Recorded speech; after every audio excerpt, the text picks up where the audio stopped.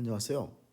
이 왕초보 영어 탈출법에 대해서 한번 같이 이야기를 나눠보도록 하겠습니다. 요즘은 학교를 졸업하고도 영어에 관심이 점점 많아지면서 회화 같은 것에 관심을 두시고 공부를 다시 시작하시는 분들도 많이 계십니다. 그런 의미에서 이 영어를 공부할 때 우리가 놓치지 말아야 될, 반복해서는 안 되는 그런 실수들, 이런 것들에 대해서 한번 말씀드려보고 싶습니다. 여기 보시다시피 인칭대명사 표가 있습니다. 우리나라의 영어 학습자라면 누구라도 이 표를 암기하고 있습니다. 그리고 이 표가 영어 문법을 처음 배울 때 가장 처음에 공부했던 문법 내용이라고 하는 것도 알고 있습니다. 이 인칭대명사 표에는 단수 복수하는 수의 개념과 그 다음에 인칭 개념, 그 다음에 격의 개념이 들어 있습니다. 여기에 나오는 수나 인칭이나 격의 개념은 사실 중학교 1학년이 배우기에 쉬운 개념이 아닙니다. 그런데 왜 이 인칭대명사 표를 중학교 1학년 문법 첫 시간에 공부하게 되냐면 바로 이 격 개념 때문입니다. 영어에서 격은 문장 안에 있는 성분들이 서로 관계를 맺으면서 의미 관계를 만들어내는 그것을 우리는 격이라고 합니다. 그러니까 문장 안에 있는 성분들과 성분들이 그 생긴 형태가 의미 관계를 만들어낸다는 말입니다. 자, 그런데 우리나라에서는 이 인칭대명사 표에 나오는 이 주격이라고 하는 개념, 목적격, 소유격이라고 하는 이 개념이 영어의 격 개념과는 상당히 다르다는 걸 알 수 있어야 합니다. 주격이란 말은 명사에다가 은느니가를 붙인 것을 주격이라고 말하고 그것을 주어라고 표현합니다. 그래서 이 주격이란 말은 우리말 문장 성분이 되고 영어를 우리말로 옮기는 하나의 단서를 제공해 주게 됩니다. 지금 여기에서 이 화살표 방향으로 있는 이 단어들을 주격이라고 합니다. 그래서 이 주격에 있는 단어들은 여기에다가 주격주사인 은느니가 중에 하나를 붙여서 해석하라고 안내합니다. 그래서 이 지금 나라고 하는 이 I, 나가 있는데 나에다가 얘가 주격이니까 나는을 붙여서 나는 이렇게 해석하라고 알려줍니다.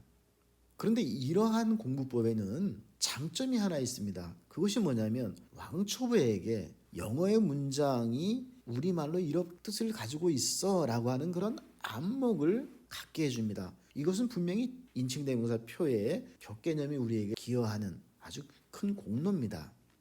그런데 이것은 학년이 올라가고 영어가 복잡해지게 되면 엄청나게 무시무시한 괴물로 변하게 됩니다. 즉 여기서도 우리가 하나의 예를 찾아볼 수 있는데요. 이런 거예요. 나는 되는데 나은은 안 된다라고 하는 거죠. 이게 뭐냐면 토시 문제입니다. 이 토시 문제가 바로 이렇게 안내하는 문법에서 문제를 만들어냅니다. 요 토시에 관한 문제가 학년이 올라가면 올라갈수록 무시무시한 괴물처럼 변하게 됩니다. 소유격, 목적격. 그래서 우리는 이 인칭대명사에 있는 격을 통해서 영어가 우리말로 옮겨지는 영어와 우리말이 갖는 그 의미의 공통적인 그런 부분을 맛볼 수 있고 그런 것에 대한 안목을 얻을 수 있다는 점에서는 아주 중요합니다. 하지만 나는 되는데 나은은 안 되는 것과 같은 이런 토시 문제는 정말로 이 문법이 가지고 있는 최악의 공부법이 되게 됩니다. 자, 그러면 이러한 인칭대명사의 그 격개념을 통해서 우리가 얻을 수 있는 것은 우리말의 해석에 대한 그런 안목을 얻을 수가 있다는 거죠. 이거는 정말 중요한 겁니다. 그래서 이것을 왕초보의 이유식이라고 제가 이렇게 표현을 했는데요. 사실 그런데 우리나라의 이 영어는 이 왕초보의 이유식을 왕초보만 먹는 게 아니고 한 영어 학습자가 죽을 때까지 이 왕초보의 이유식을 먹으면서 영어 공부를 합니다. 자, 그러면 이 왕초보의 이유식을 먹고 죽을 때까지 공부를 하게 되면 바로 그 문법이 안내하는 논리력은 얻게 되는 거죠. 공부라는 게 이런 거구나. 그래서 그 문법이 안내하는 대로 문장의 의미를 파악하는 그런 능력을 얻게 되는 거죠. 이것이 바로 시험 점수고 이것이 바로 공부를 잘하고 머리가 좋다라고 하는 것이 바로 이 부분입니다. 그런데 문제는 그러니까 결국 우리나라의 이 공부 내용은 뭐냐면 이 영어 문장을 보고 우리말 문장 성분을 식별해가지고 얘는 주어, 얘는 목적어, 얘는 보어. 그래서 그걸 우리말 어순에 맞게 선택 정렬시키는 거예요. 이게 우리나라의 공부하는 꼴입니다. 그러니까 공부 꼴이 뭐냐면 바로 요걸 하는 거예요. 그래서 학생들이 영어를 잘한다라고 평가하는 것이 뭐냐면 문장 성분을 식별하는 능력과 그것을 선택한다는 것. 여기서 선택은 뭐냐면 좀 전에 앞에서 말씀드린 것처럼 바로 토시 붙이는 이야기입니다. 문장 오형식에서 안내하는 이 문법은 토시를 하나라도 잘못 붙이면 우리말로 의미를 파악할 수가 없게 됩니다. 문법이 그렇게 만들어졌기 때문입니다. 우리말이 영어하고 완전히 달라서가 그런 게 아니고 문법을 그렇게 만들었기 때문에 토시가 틀리면 의미가 통하지 않습니다. 자, 그런데 여기서 정말 문제는 뭐냐면 이렇게 하던 저렇게 하던 이게 그 공부를 통해서 문장 짓는 능력이 생겨나고 그 학습을 한 사람들이 그걸 통해서 영어를 읽고 쓰고 말하고 듣고 하는 그런 능력이 생겨나면 되는데 우리는 지난 100여 년 동안 경험을 통해서 생겨나지 않는다라고 하는 겁니다. 여러분들 추위를 통해서 한번 보십시오. 아버지, 할아버지, 삼촌, 대학을 졸업하고 그 이상 석박사를 공부해도 영어가 잘 되고 있는지 확인해 보십시오. 보시면 압니다. 바로 이게 이 공부가 가지고 있는 가장 큰 문제, 그게 바로 환원이 안 되는 문제라는 겁니다. 이 인칭대명사에 나와 있는 이 격개념은 우리에게 아주 우리말의 그 해석 관계에 대한 안목을 분명히 생기게 해줍니다. 그런데 이것을 지속적으로 적용하게 되면 바로 우리는 이런 문제에 빠집니다. 그리고 나는 결국 평생 이 공부를 하고 있고 마는 것이 됩니다. 이것은 해서는 안 되는 일입니다. 지난 100여 년 동안의 경험이 그랬습니다. 그러면 대안은 있는가? 지금 문장 오형식이 그렇게 우리말 방식으로 영어를 안내하는 그런 방식으로서 지난 100여 년 동안 우리 학교 문법으로서 대한민국 사람들이 그걸 통해서 공부를 했는데 그래 환원이 안 됐어. 해도 영어가 안 돼. 그럼 대안이 있는가라는 거죠. 이제 우리말 방식이 아닌 원어민의 방식, 원어민이 하는 방식으로 하자라는 겁니다. 그 원어민의 방식으로 한다라는 게 엄청 거창한 게 아닙니다. 그냥 문장이 있는 문장이 생긴 그 어순 방식으로 어순에 따라서 영어를 하자라는 겁니다. 이때 이 지배 개념을 도입할 수 있습니다. 이 지배 개념을 도입하면 여러분들은 어떠한 물리적인 노력 없이 내가 무엇을 막 의도적으로 하려고 하지 않아도 자연적으로 원어민이 가지고 있는 이 영어뇌를 장착하고 공부를 하는 결과를 얻을 수 있다고 하는 겁니다. 이 지배라고 하는 것이 바로 영어 문장이 만들어지는 원리입니다. 왜 그러냐면 나중에 말하겠지만 우리가 앞성분이 만들어지고 그 다음 뒷성분이 만들어지고 그 다음 또 뒷성분이 만들어지는 것이 너무나 자명하게도 이것이 바로 원어민의 어순인데 그리고 이 앞성분은 뒷성분을 지배하는 것이 바로 영어 문장이 만들어지는 원리라 이런 말입니다. 그래서 이 지배 개념을 적용해서 글을 읽고 듣고 쓰고 말하기만 해도 자동적으로 여러분들의 머리는 원어민식으로 작동하는 것이 됩니다.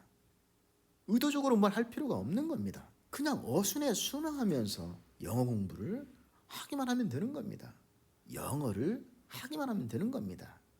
그러면 지배라는 게 뭘까요? 좀 더 구체적으로 보면 이 지배라고 하는 것은 govern, 지배하다, 통치하다라는 말이죠. 바로 영어 문장의 앞성분이 뒷성분의 존재에 관여하는 문장 원리입니다.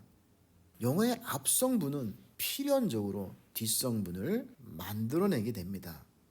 그리고 그 뒷성분은 또 뒷성분을 만들어내게 되는 거죠. 바로 이 앞의 성분이 뒷성분의 그 존재에 관여하는 원리, 이게 우리의 언어에는 없지만 어순의 지배를 받는 영어에는 너무나 자연스러운 현상입니다.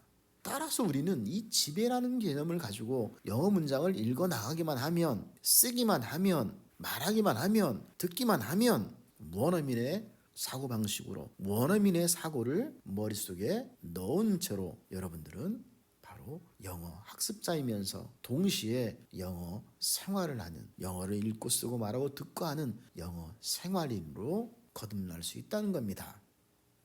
자, 그러면 우리가 지금까지 말씀드린 것처럼 인칭 대명사에 의해서 우리말로 옮긴다라는 게 무엇이고, 또 지배 개념에 의해서 영어의 의미를 파악한다는 게 무엇인지 한번 확인해 보도록 하겠습니다. 인칭 대명사, 즉 문장 오형식에서는 이 I가 주격에 해당되는 단어이기 때문에 나라고 하는 뜻에다가 바로 나하고 어울리는 는을 붙여라 라고 안내하는 것입니다. you는 목적격이기 때문에 너라고 하는 뜻에다가 느를 붙여라 라고 안내하는 것이죠. 그래서 나 느는 되지만 나 은은 안 되고 나 이도 안 되는 거죠. 좀 전에 말했지만 이 문제는 나중에 학년이 올라갈수록 엄청난 부담으로 여러분들에게 작용하게 됩니다. 상상도 할 수 없는 부담입니다. 자, 그러면 지배라고 하는 건 어떻게 한다는 거죠? 바로 나가 있습니다. subject인 나가 있습니다. 문장의 주제입니다. 나가 있는데 이 나가 subject가 술부를 지배합니다. 이 술부는 subject의 정보를 제공해주는 부분입니다. 나가 있습니다. 그래서 그 정보가 당신을 사랑한다는 의미입니다. 이것이 원어민의 사고입니다. 문장 오형식으로 이 문장을 해석하는 것은 Last Saturday night, 지난 토요일 밤, 지난 토요일 밤에를 수식어라고 해서 was very sick, 매우 아팠다. 이 매우 아팠다를 수식하도록 안내합니다. 그래서 지난 토요일 밤에 매우 아팠다. 이 토시 애를 찾아내는 게 나중에 큰 공부가 됩니다. 지난 토요일 밤에 매우 아팠다. 자, I는 주어입니다. 그렇기 때문에 나에다가 는을 붙이라고 해석합니다. 나는 sick이 아픈인데 I를 보충해주는 보호랍니다. 그래서 아팠다, was sick, 아팠다, 나는 매우 아팠다, 이렇게 해석을 해달라는 거죠. 그리고 last Saturday night은 바로 좀 전에 말씀드린 것처럼 지난 토요일 밤에 매우 아팠다. 그리고 could not sleep well, 지난 토요일 밤에 잠을 잘 잘 수 없었다. 이렇게 해석하도록 안내하는 것이 바로 문장 오형식입니다. 하지만 지배에 의한 해석은 이렇게 안내할 수 있습니다. 이 last Saturday night은 술부를 지배합니다. 하지만 이 문장에서는 술부가 존재하지 않습니다. 따라서 이 last Saturday night이라고 하는 것은 지난 토요일 밤, 그 지난 토요일 밤에 어떤 사건이 일어났다라고 우리는 이해하고 갈 수 있습니다. 지난 토요일 밤, subject인 I가 있습니다. 문장의 주제입니다. 지난 토요일 밤에 I에 관한 이야기가 이 문장입니다. 나 was very sick. I 정보를 제공하는 부분입니다. I가 어쨌다는 거예요. 매우 아팠대요. 그리고 could not sleep well. 잠을 잘 잘 수 없었대요. 여러분들은 이미 이제 원어민의 머리가 되어서 이 글을 읽는 것입니다. 여기에는 좀 전에 제가 말씀드린 이런 토시 문제가 생겨나지 않습니다. 지배에 의한 공부법 너무나 단순합니다. 이것 위에도 이 지배에 의한 공부는 공부를 하고 나면 여러분들에게 이 문장을 재구성시키는 능력을 배가시켜 줍니다. 왜 그렇습니까? 영어의 사고 원리에 의해서 의미를 파악하는 것이기 때문에 그 공부한 것이 오랫동안 지속되고 그것이 원어민 방식으로 형성되어서 여러분들은 문장을 만드는 능력이 자동적으로 생겨나는 것입니다. 문장을 만드는 능력이 생기면 말하고 듣고 이거 아무것도 아닙니다. 바로 이것이 지배 영어가 가지고 있는 가장 큰 장점이면서 지난 100여 년 동안 해왔던 문장 오형식은 상상도 할 수 없는 엄청난 혁신적인 거라고 말씀드릴 수 있습니다. 그냥 적용하시기만 하면 됩니다. 여러분들을 자연스럽게 원어민 방식으로 의미를 파악해 가도록 안내합니다. 네, 오늘 이렇게 마치도록 하겠습니다.